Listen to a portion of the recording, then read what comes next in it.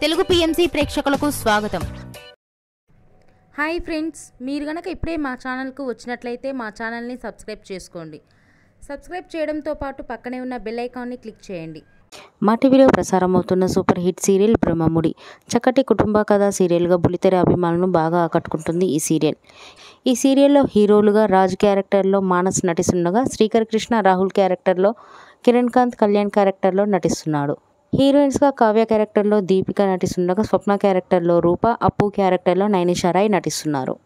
వీరితో పాటు ఈ సీరియల్లో రుద్రాణి క్యారెక్టర్లో షర్మిత నటిస్తున్నారు. తాజాగా షర్మిత వారి లేటెస్ట్ ఫొటోస్ని అభిమానులతో పంచుకుంది. ఆ ఫొటోస్ని మనం కూడా చూసేద్దాం.